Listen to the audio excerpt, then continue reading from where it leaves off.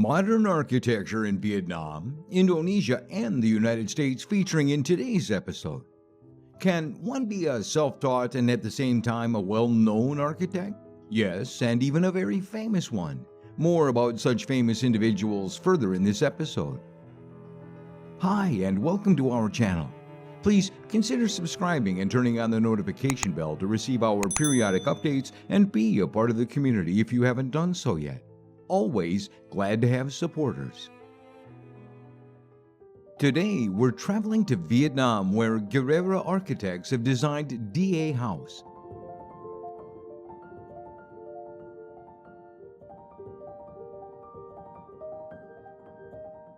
The site is located within a developing area of the city, which is a region with low construction density and has not been affected by urbanization.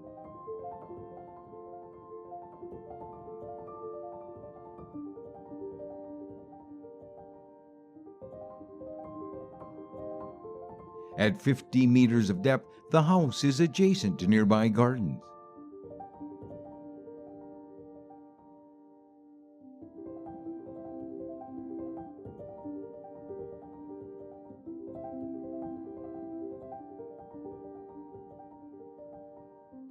The concrete columns in the center of the house are replaced with local stone columns.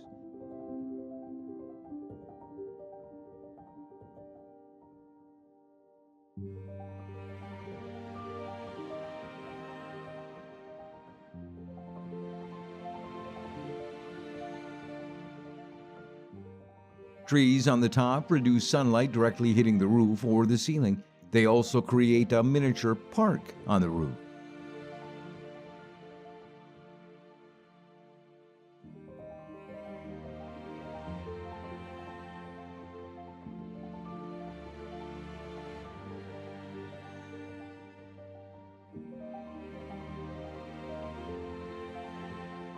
With typical weather without the winter season, it's possible to develop functional blocks combining vertical voids.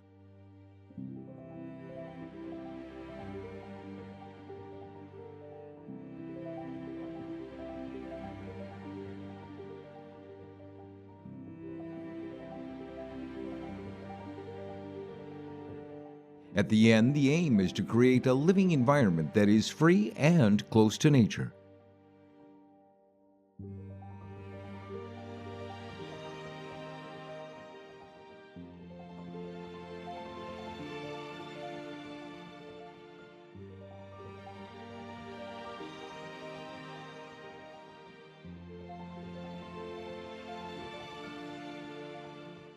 MA House, another masterpiece from Gerira architects in Vietnam. The MA House is a project where architects were required to design a house in two phases due to a limited initial investment. Architects carefully considered the project's financial issue and found that instead of delineating the house by floors and implementing each phase, they can divide the house into two parts, the shell and the core.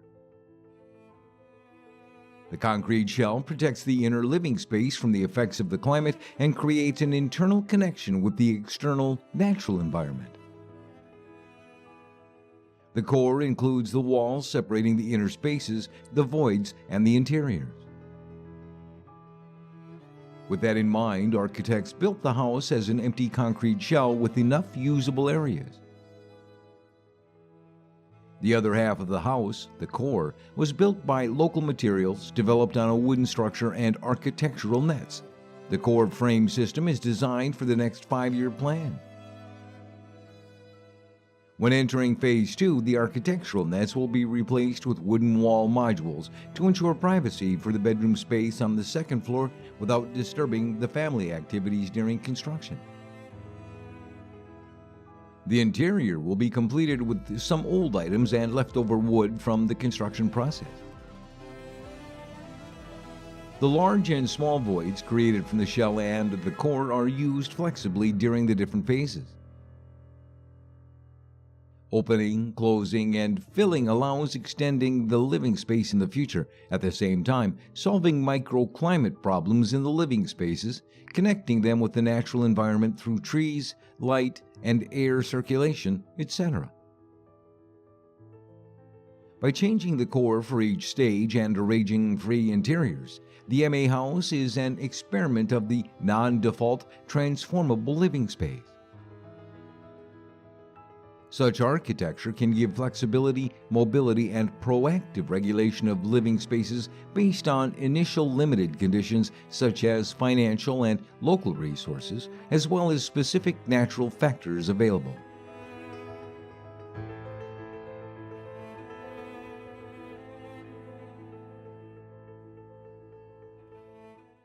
Let's move to Indonesia, where Andra Matin architects designed IH residence.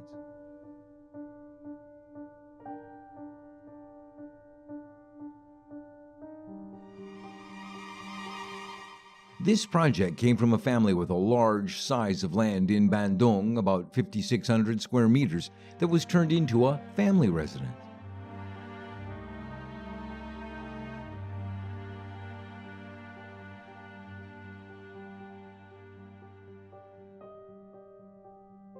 The design follows the nature of the elongated site by building a massive form in the center to fit, detaching it from any site walls.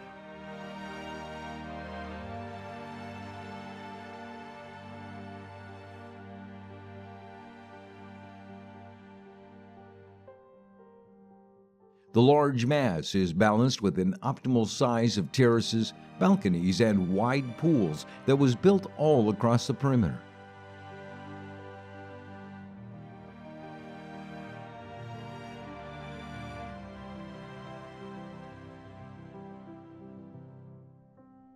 To make the mass lighter, the facade is dominated by clear glass and small columns.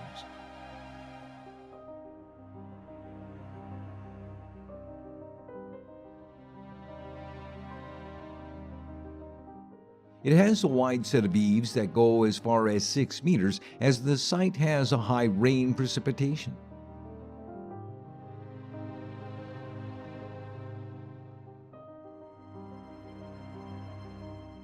Due to the site, the circulation was designed progressively by using long ramps, while long corridors are aided with reflecting pools and a direct view of the landscape.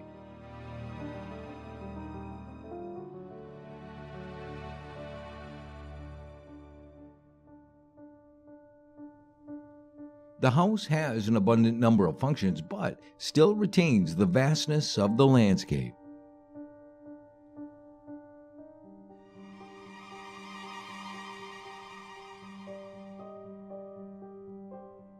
And finally, we're traveling to Los Angeles in the United States, where architects renovated the Moore House. It's always risky to renovate a classic or potentially classic building. Is this really a classic and worth saving? Are the changes necessary? Will the changes ruin the integrity of the original structure? These are simple, basic questions, but crucially important if there's a desire to restore rather than recreate. In their recent work on a home designed by Craig L. Wood in 1965, architects Brett Woods and Joseph Dangaran have danced successfully on the tightrope of restoration versus recreation. The result is a distinctly modernist home with subtle but crucial additions that fit the lifestyle of the owners and take advantage of the location. Located on a hillside lot in the Los Feliz area of Los Angeles, the house is a compact 1,700 square feet or 158 square meters in size. Yet it doesn't seem cramped or dark because it is a typical Elwoodian open-plan, open-sided rectangular box with partitions that divide but do not enclose functional areas. Craig Elwood, who lived from 1922 through 1992, was a self-taught, unaccredited architect who was often described as California's Miles Van der Rohe and the Cary Grant of architecture. He was known for his flamboyance and self-promotion, but also highly respected for his modernist work across the U.S. and for his significant influence on L.A. modernism.